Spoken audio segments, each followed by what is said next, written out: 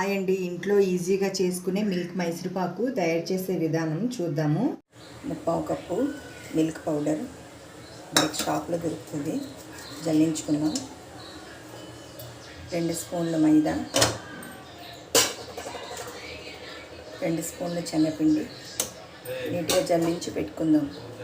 నెయ్యి 2 కప్పులు నెయ్యి వేసుకున్నానండి ఒక బౌల్లో. 1/4 కప్పు నార్మల్ ఆయిల్ అండి, రిఫైన్డ్ ఆయిల్ కానీ రైస్ ఆయిల్ కానీ ఏదైనా వేసుకోవచ్చు. ఇదే కప్పు కొలతతో తీసుకోవాలి. 2/4 కప్పులు నెయ్యి ఆయిల్ కలిపి. ఇప్పుడు 1 కప్పు నెయ్యి కలుపుకొని పాలపొడి 1 కప్పు నెయ్యి వేసి కలుపుకొని ఉంచుకుందాం. ఉండలు లేకుండా కలుపుకోవాలండి. కలిపి పక్కన పెట్టుకుందాం. సాల్ట్ చిటికెడు వేసుకుంటున్నాం. మనం ఏ కప్పు కొలత తీసుకుంటాం అదే కప్పు కొలతతోని 2/4 కప్పుల షుగర్ వేసుకున్నాను. వాటర్ ఇంకొంచెం లేత తీగపాకం రావాలి.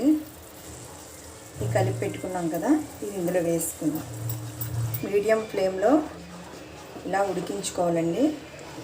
ఈ మైసూర్పాకు తయారవడానికి ఒక 20 నిమిషాల వరకు టైం పడుతుందండి.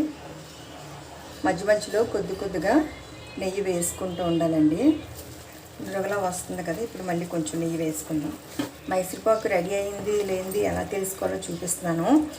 ఒక బౌల్లోని వాటర్ వేసుకొని ఇలా వేసుకుందాము. కొద్ది చల్లారనిచ్చి మెత్తని ఉండలా తయారైంది కదా, ఇప్పుడు రెడీ అయిపోయినట్లు ఇలా అవ్వాలి. రెడీ అయిపోయింది. స్టవ్ ఆపేసుకుంటున్నాను. ఈ మిగిలిన నెయ్యి ఉంది కదండి, స్టవ్ ఆపిన తర్వాత లాస్ట్లో వేసుకుంటున్నాను. ఈ గిన్నెకి నెయ్యి అప్లై చేసి పెట్టుకున్నానండి. ఇందులో ఇది వేసుకుందాం మిశ్రమాన్ని.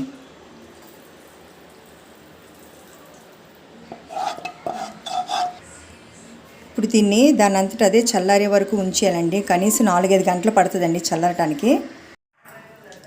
ప్లేట్లోకి తీసుకున్నామండి, చల్లారింది. కట్ చేసుకుందాము. చూసారండి ఎంత స్మూత్గా కట్ అవుతుందో.